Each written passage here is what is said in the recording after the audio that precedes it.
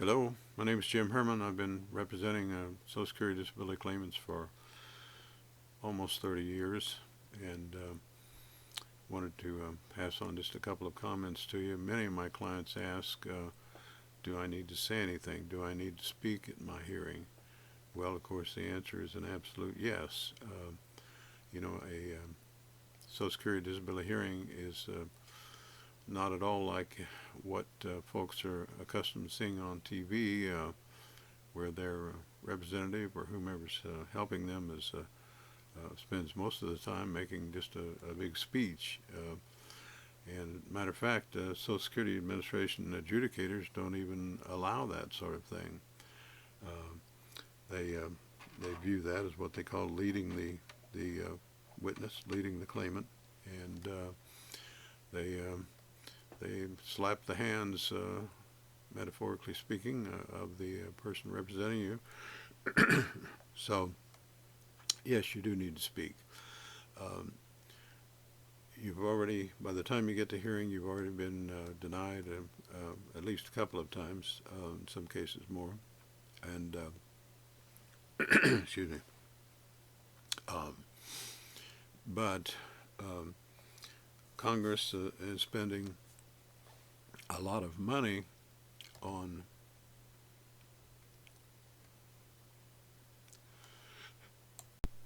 Congress is spending a lot of money on the hearing process. There are, of course, hearing offices all over the country, um, and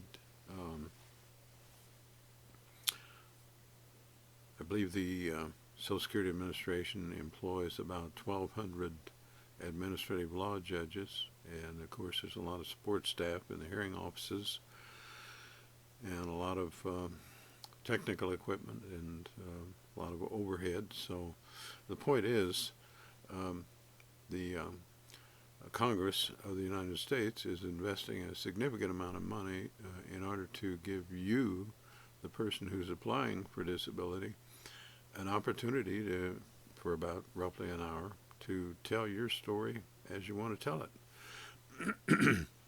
So, yes, absolutely, you are going to have to speak at your hearing. Now, don't misunderstand me. Don't take that to mean you have to sit down and prepare a long-winded speech. No, it's mainly a question and answer session. The administrative law judge, or sometimes the administrative law judge wants people like me, who's representing you, to do the questioning. And typically, the first question is, what do you consider the most significant medical problem, the number one problem that keeps you from working a full-time job? All of the regulations turn on full-time employment. And then some administrative law judges, after you talk about that a bit, they'll say, what do you consider to be the number two most significant problem? And so on down the list. So you might want to rank your problems in that order. And but more importantly, think about the symptoms that are related to those medical diagnoses and problems. Um, Social Security Administration is not going to consider your problem unless you have what they call a medically determinable impairment, what's typically what you and I call a diagnosis. But in order for the Social Security Administration to say that your medical problem is a medically determinable impairment, that judgment must be made by someone who's properly educated and properly licensed as a physician or whatever similar category, to say that this is the medically determinable impairment, the diagnosis that this person has. It takes in many cases a lot of years of experience and education to be able to have appropriately and accurately make a diagnosis. And that's what the Social Security Administration calls a medically determinable impairment. And then, by the time your claim reaches the administrative law judge, the state agency, sometimes called the Disability Determination Service, will have already done a pretty extensive analysis on your claim. They will list all of your medically determinable impairments and indicate whether or not, in their judgment, and they have doctors working with them, those impairments are they considered to be severe or non-severe. And in all likelihood, the first thing the administrative law judge is going to do is look at the summary information provided by the state agency, Disability Determination Service, abbreviated as DDS. And then there are also some summary comments of the, like the consultative exam that you went to, that's the doctor Social Security wants you to and paid for. So there's a heck of a lot of money invested in allowing you, the claimant, an opportunity to tell your story the way you want to tell it. Now, your representative is going to help you by asking the right questions and trying to relate those symptoms to, as I've indicated in earlier videos, so I'll try not to elaborate on it, relate your symptoms to either exertional limitations, such as sit, stand, walk, lift and carry, push and pull, reaching overhead, stooping, things of that sort.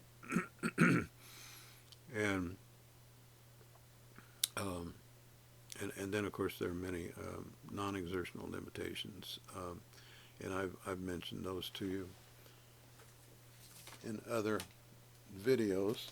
But just a quick summary, it's going to be the four major categories of non-exertional impairments are understanding, remembering, or applying information. Number two, interacting with others, and by that they mean your co-workers, supervisors, the general public.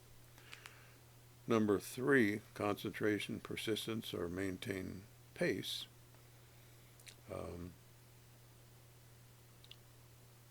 One of the Social Security regulations indicate that a person must be able to maintain attention for 2-hour segments, and many of my clients are unable to do that. So be thinking about your answer when you're asked how long you're able to actually focus and maintain attention.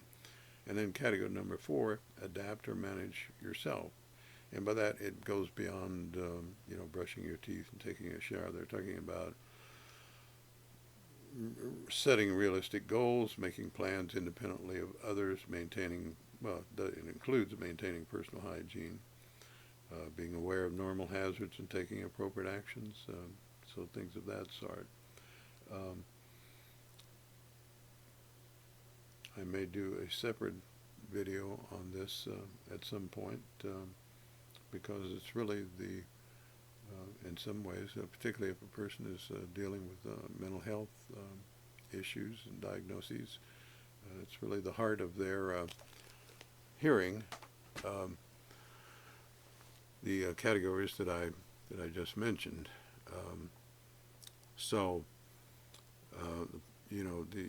The point is, though, do you have to speak at your hearing? Yes, in your whomever's representing you is going to do their best to guide you through the questions that they ask to illustrate how those symptoms impact your exertional and non-exertional limitations in a nutshell. That's what happens, so that we can demonstrate that you're not able to work a full-time job. I tell my clients, think of this conversation as the opposite of a job interview. During a job interview, as human beings, it's only human nature. We put our best foot forward, and because we want the job, or we wouldn't be there applying.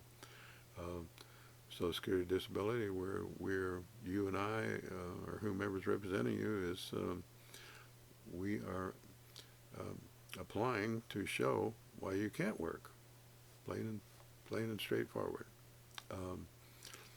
But we are very lucky in the United States to even have a Social Security disability system. I mentioned earlier, we have 1,200 administrative law judges in the United States in round numbers. Well, that's a huge investment.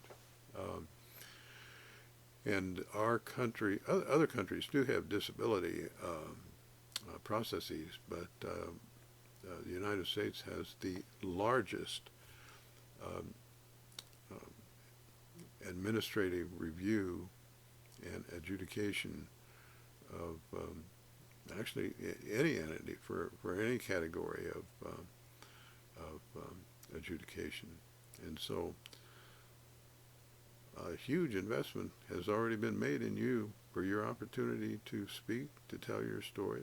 Again, you don't put a lot of pressure on yourself. You're not expected to give a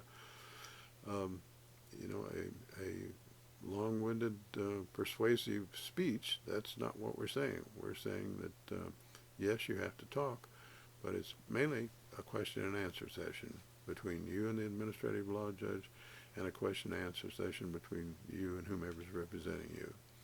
So with that, I wish you well and wish you the best of luck, and hope you find this informative and beneficial. Thanks for taking a look.